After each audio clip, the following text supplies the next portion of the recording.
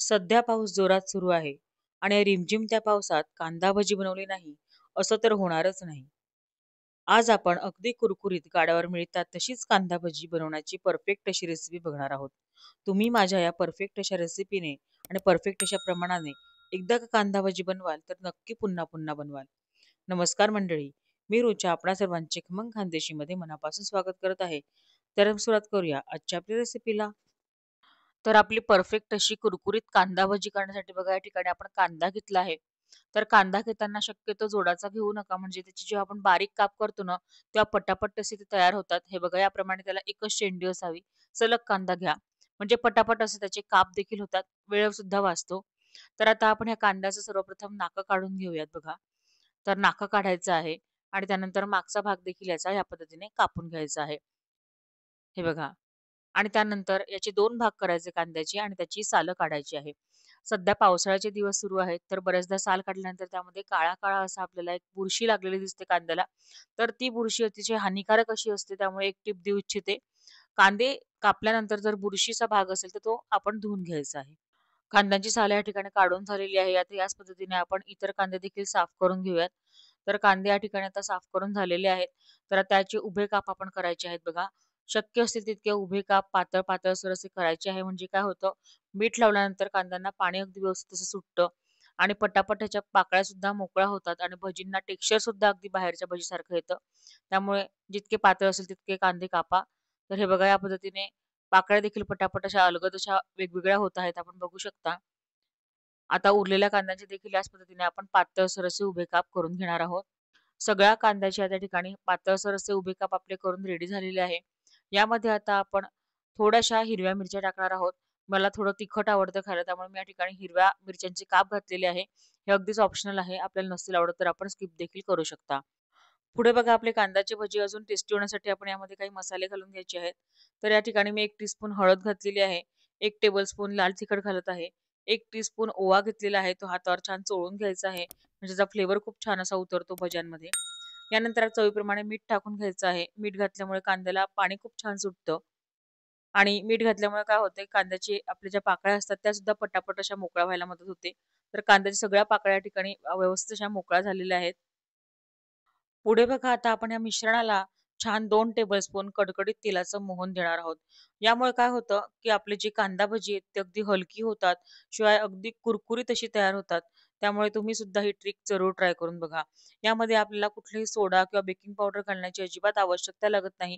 फक्त 2 टेबलस्पून कडकडीत तेलाचं मोहन तुम्ही देऊन बघा. भजी खूप मस्त अगदी परफेक्ट अशी तयार होतात. आता आपण हे मिश्रण सगळं झाकून ठेवणार आहोत साधारणतः अर्ध्या तासासाठी. पुढे बघा कांदा भज्यांसोबत खाण्यासाठी मस्त झणझणीत आणि चटपटीत अशी छान अशी हिरवीगार अशी चटणी तयार करून घेऊया.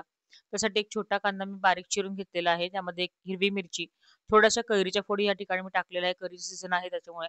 थोडं मीठ आणि कोथिंबीर टाकून घ्यायची आहे. 4 ते 5 लसणाच्या पाकळ्या सुद्धा टाका. त्यामुळे खूप छान अशी मस्त चव येते या चटणीला. यानंतर थोडीशी साखर सुद्धा मी यामध्ये घालून घेतलेली आहे. हे सगळं आपण छान असं फिरवून घेऊया. आपली मस्त अगदी हिरवीगार झणझणीत अशी चटणी या ठिकाणी कांदा भज्यांसोबत खाण्यासाठी चटपटीत अशी रेडी झालेली आहे.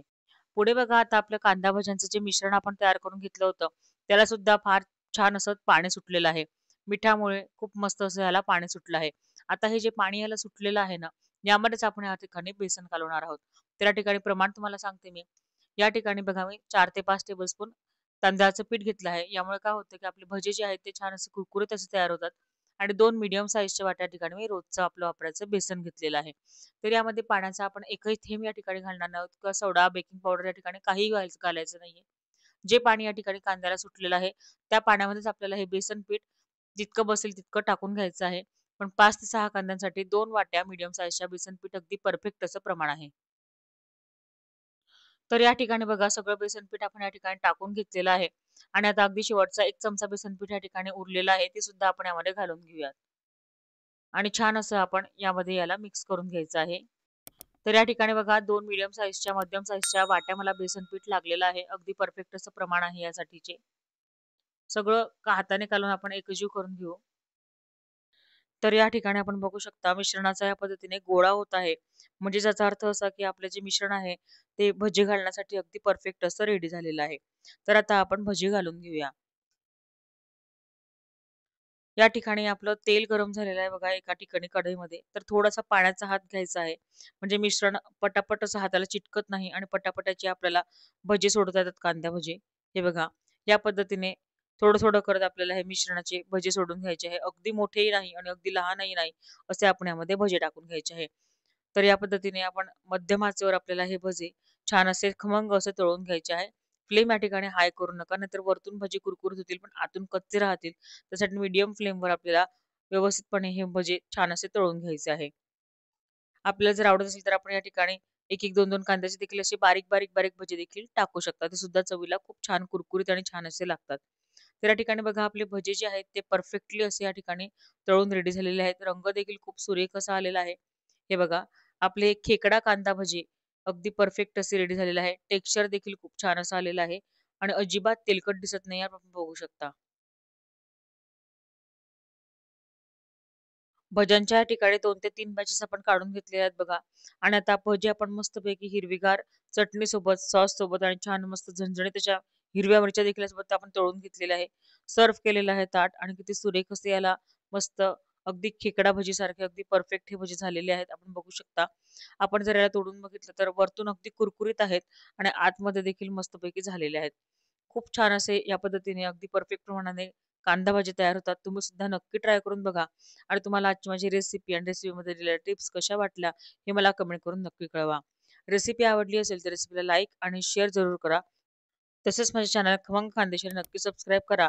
बाजूची घंटा सुद्धा दाबा. ऑल ऑप्शन सिलेक्ट करा म्हणजे माझ्या सर्व रेसिपीज तुमच्याकडे सर्वप्रथम पोहोचतील.